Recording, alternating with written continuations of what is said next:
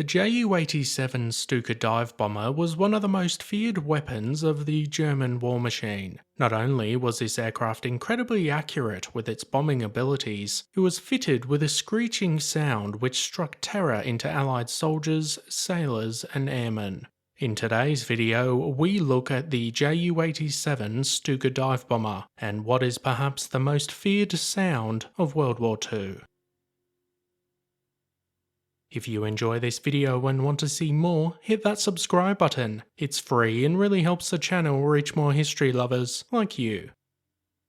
The Junkers Ju-87 was developed in the mid-1930s and would see its first combat use during the Spanish Civil War between 1936 and 1939. But it was in the first few years of the Second World War where it would truly make a name for itself. Its appearance was unique but also key to its dive bombing abilities. It featured gull wings and a fixed undercarriage. The aircraft had a crew of 2, with the pilot in control of 2 forward-facing machine guns and the large bomb payload. The second crew member sat with his back to the pilot and operated a rear-facing machine gun. This role was particularly important because the Stuka was much slower than Allied fighter aircraft and was susceptible to attack from behind.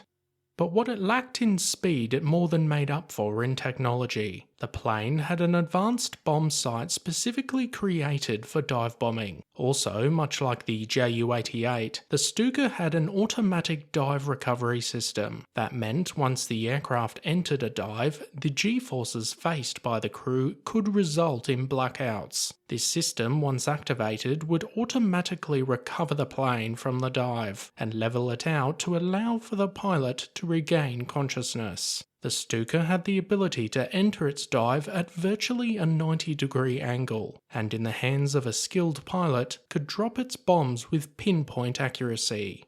But likely its most famous feature was its sound. Debate looms over its origins, but there is some suggestion that the World War I fighter ace Ernst Udenth had a say in its creation. The famous noise came from 2 attached sirens. Most were attached to the legs of the plane's undercarriage, but some also on the leading edges of the wings. They were essentially a hollow piece of metal with a small hole and a set of miniature propellers which aided in drawing the air into the hole, which caused the loud screeching sound. They were often referred to as the Jericho trumpets. After the initial models, there was a mechanism inside which stopped the sirens from sounding as it flew along, which the pilots of the early models had to endure. Only once the dive sequence was initiated would this mechanism release and allow the sound to flow through the siren. The noise from the ground was certainly terrifying, but it was just as loud for the crew on board.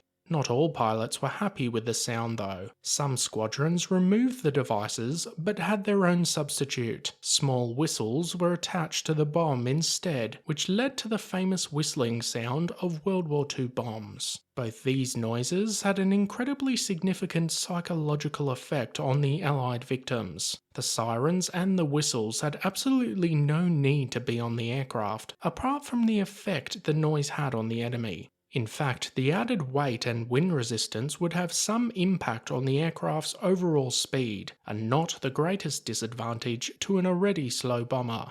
During the war, these aircraft performed very well for the first few years. With the blitzkrieg tactics used against Poland and Western Europe, the Stuka was well versed in aiding armour and infantry attacking their targets with speed. Even for the initial assaults on the Eastern Front, the dive bomber did well, but once the tide began to turn and more advanced Allied aircraft entered the war, this slow plane suffered significant losses both in the air and from anti-aircraft fire. In fact, with the 6,000 units produced between 1936 and 1945, only 2 flying examples currently exist in the world. But this aircraft will forever be remembered for its screeching noise and what is likely to be one of the most feared sounds of World War II.